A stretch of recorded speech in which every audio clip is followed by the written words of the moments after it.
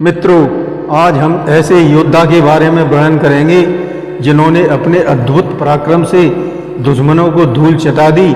जबकि उनके पास सैनिकों की पर्याप्त संख्या नहीं थी, फिर भी अपने बुलंद इरादों से मराठा साम्राज्य की स्थापना की। जो मराठाओं के पहले छत्रपति हुए, ऐसे वीर योद्धा हैं हमारे शिवाजी महाराज। उन्हीं के एक वीर योद्धा का अविस्मरणीय पराक्रम मैं आज आपके समक्ष पेश करने जा रहा हूँ। उसे आप शुरू से अंत तक जरूर सुनें तथा सब्सक्राइब व कमेंट करके बेल आइकन दबाना न भूलें। कृपया शेयर अवश्य करें। धन्यवाद। नमस्कार, मैं रणवीर सिंह लोटस एंटरटेनमेंट में आपका हार्दिक स्वागत करता हूँ। मित्रों, इतिहास में कुछ नाम चमकते हैं तो कुछ धूल में खो जाते हैं। कुछ ऐसे भी होते हैं जो धूल में रहकर भी तूफान बन जाते हैं। आज हम बात करेंगे ऐसे मराठा योद्धा की जो किताबों में कम लेकिन दिलों में अमर हैं। ये थे थोंडी पाटिल। सन 57 से 87 के बीच भारत के उथल पुथल से भरा एक समय मुगल साम्राज्य धीरे धीरे पतन की ओर बढ़ रहा था। औरंगजेब का साम्राज्य बिखर चुका था। दिल्ली की गद्दी अब सिर्फ नाम मात्र की रह गई थी। लेकिन इस अंधकार के बीच एक शक्ति थी जो दक्षिण से उत्तर की ओर बढ़ रही थी। मराठा साम्राज्य के पेशवा बालाजी राव की रणनीतियां और आने वाले पानीपत युद्ध की त्रासदियां, जिन्होंने भारत के राजनीति का मानचित्र बदल दिया। लेकिन इतिहास सिर्फ दरबारों में नहीं लिखा जाता, वह बनता है उन गलियों में जहां धूल उड़ती है, किसान के हाथों में तलवार थमा दी जाती है और जहां कोई नाम नहीं सिर्फ कर्तव्य होता है। ऐसे में ही उभरते हैं कुछ नायक जो इतिहास की मोटी किताबों में नहीं मिलते, जिनकी कहानियां लोकगीतों में गूंजती है। थोंडी पाटिल, जिनका कोई बड़ा खानदान और न कोई जागीर, फिर भी मराठों में खूब नाम कमाया और इतिहास में अमर हो गए। अब बात करते हैं शिवाजी राजे के पराक्रम की। उस समय एक किले में आग लगी थी और बाहर दुश्मन खड़ा था। शिवाजी महाराज और उनके सैकड़ों योद्धा अंदर फंसे हुए थे। सामने था एक घातक दुश्मन, सिद्दी जौहर। उसकी सेना ने किले की नाकेबंदी कर दी थी और जब दुश्मन को लगा कि जीत उसके कदमों में है, तब शिवाजी ने ऐसा दाव चला कि इतिहास सन्न रह गया। साल था 1660। पश्चिम की तरफ महाराष्ट्र में पहाड़ियों के बीच एक किला था, पनहाला। यह कोई साधारण किला नहीं, बल्कि स्वराज्य के नींव छत्रपति शिवाजी ने इसी किले में रखी थी। बीजापुर और मुगलों की ताकत दिन पर दिन डगमगाने लगी थी। शिवाजी की नीतियां, छापामार युद्ध कला और स्थानीय जनता का अपार समर्थन सब मिलकर एक नई ताकत का उदय कर रहे थे। बीजापुर का सुल्तान इस तेजी से उभरती आग को बुझाना चाहता था, इसलिए उसने भेजा एक क्रूर, अनुभवी और चालाक सेनापति, सिद्दी जौहर, जो कोई मामूली सेनापति नहीं था। उसने अफ्रीका से लेकर यहाँ तक अनेकों रण क्षेत्र देखे थे। उसे शिवाजी को रोकने का आदेश मिला था। उसने कोई गलती नहीं की। उसने चारों तरफ से पनहाला के किले को घेर लिया, हर रास्ता बंद कर दिया, खाने पीने की चीजें बंद, हथियारों की आपूर्ति रोक दी गई, किसी संदेश का आदान प्रदान बंद था। किले के अंदर शिवाजी और उनके सैकड़ों लड़ाके फंसे हुए थे और बाहर बैठा था दुश्मन धैर्य के साथ इंतजार कर रहा था कि कब ये पर्वत पुत्र घुटनों के बल आए। और वह नहीं जानता था कि यह शिवाजी हैं। दुश्मनों को मारने से पहले हर पत्थर को हथियार बना देता है। सामान्य राजा होता तो आत्मसमर्पण कर देता, पर यह शिवाजी महाराज थे जिन्होंने स्वराज को सपना नहीं अपना धर्म माना था। अब शिवाजी को फैसला लेना था कि कैसे इस चक्रव्यूह को तोड़ा जाए, और यहीं से शुरू होती है इतिहास की सबसे रोमांचक और साहसी रणनीति की शुरुआत। पनहाला का किला अब एक गढ़ नहीं बल्कि कैद खाना बन चुका था। चारों ओर से घिरा हुआ, हर दिशा से एक मौत का साया, और भीतर स्वराज का नायक छत्रपति शिवाजी महाराज। सिद्दी जौहर ने महीनों की तैयारी कर रखी थी। न कोई बाहर जा सकता था और न कोई अंदर जा सकता था। किले के अंदर खाद्य सामग्री घटने लगी और सैनिक पकने लगे, लेकिन शिवाजी महाराज का संकल्प अडिग था। अब एक ही रास्ता था, आगे की रणनीति। तब शिवाजी ने अपने सबसे विश्वसनीय और साहसी योद्धा को बुलाया, बाजी प्रभु देशपांडे। एक नाम जो सिर्फ तलवार और बलिदान की परिभाषा बन चुका था। बैठक हुई, योजना बनी।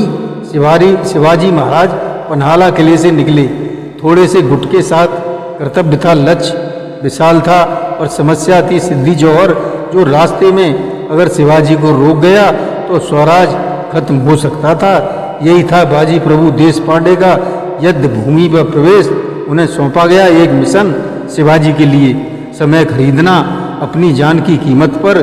बाजी प्रभु ने 300 लड़ाकों के साथ आ डटे। शिवाजी निकल चुके थे और तभी दुश्मन को भनक लग गई। हजारों की संख्या में सैनिकों का जत्था बाजी प्रभु पर टूट पड़ा, लेकिन उन्होंने हार नहीं मानी। वो लड़े और तब तक लड़े जब तक शिवाजी विशालगढ़ नहीं पहुंच गए। हर तीर, हर तलवार, हर घाव सिर्फ एक ही उद्देश्य के लिए सहा गया, स्वराज बचे, शिवाजी बचे। रक्त बहता रहा, शरीर घायल होते रहे, लेकिन बाजी प्रभु की आंखें सिर्फ एक चीज पर टिकी थी कि दूत कब आएगा। दूत आया, तभी बाजी प्रभु की सांसें थमी। बाजी प्रभु के बलिदान ने इतिहास को अमर बना दिया। बादलों की गड़गड़ाहट और मूसलाधार बारिश, तभी पन्हाला का गेट खुला और शिवाजी महाराज अपने अंगरक्षकों के साथ पन्हाला से बाहर निकले। हर कदम पर मौत का साया था, हर आवाज एक आशंका। उनका इरादा स्पष्ट था, विशालगढ़ पहुंचना है ताकि स्वराज की लौ बुझने न पाए। उधर प्रभु देशपांडे ने मोर्चा संभाल लिया था। सामने सिद्धि जौहर की हजारों की सेना और उनके सिर्फ 300 लड़ाके थे। लेकिन ये लड़ाई संख्या की नहीं, ये लड़ाई थी समय की और संकेत की। ढोल की आवाज तो जो बजती तो अर्थ होता, शिवाजी सुरक्षित विशालगढ़ पहुंच चुके हैं। बाजी प्रभु जानते थे उनका जीवित रहना जरूरी नहीं, लेकिन उनका टिके रहना जरूरी था। लड़ाई शुरू हुई, धारदार तलवारें, बाणों की बौछार, शरीर छिलने लगे, रक्त बहने लगा, पर बाजी प्रभु अडिग खड़े रहे। उनका शरीर कई जगहों से घायल था, हर सांस भारी होती जा रही थी, लेकिन उनकी आंखें एक ही दिशा में टिकी थीं कि ढोल कब बजेगा। और फिर दूर पहाड़ियों से एक गूंज आई, ढम ढम ढम, ढोल की आवाज, जिसने बता दिया महाराज सुरक्षित हैं। बाजी प्रभु मुस्कुराए और फिर इस मातृभूमि के योद्धा ने अपने प्राण समर्पित कर दिए। यह बलिदान किसी एक के लिए नहीं था, बल्कि पूरे स्वराज के आंदोलन को जिंदा रखने के लिए था। बाजी प्रभु का नाम इतिहास में अमर हो गया और घाट माथा की वह जमीन एक पवित्र भूमि बन गई। पन्हाला की उस रात ने इतिहास की एक दिशा बदल दी। शिवाजी महाराज सुरक्षित विशालगढ़ पहुंचे। यह सिर्फ भाग निकलने की एक घटना नहीं थी, बल्कि एक राजनीतिक चमत्कार था। सिद्धि जौहर यह समझ बैठा था कि उसने शिवाजी को जाल में फंसा लिया है, लेकिन वह अब खुद चौंक गया। उसकी महीनों की घेराबंदी, शिवाजी की रणनीति और प्रभु देशपांडे के बलिदान के आगे ढह गई थी। इस युद्ध ने साबित कर दिया कि जितनी ताकत जरूरी है, उतनी ही जरूरी है योजना, उससे भी जरूरी है बलिदान। प्रभु देशपांडे ने एक ऐसा नाम जिसने युद्ध के मैदान को तीर्थ बना दिया। जिस घाटा माथा पर वे लड़े थे, वह माथा आज भी माना जाता है जहाँ लोग पूजा करते हैं। हर पेड़ और पहाड़ों की गवाही देता है कि कैसे ये योद्धा ने हजारों को रोके रखा था, इसलिए ताकि स्वराज का सूरज कभी अस्त न हो। मराठा साम्राज्य की एक रणनीति, सोच, साहस और त्याग की एक चमकदार मिसाल बन गई।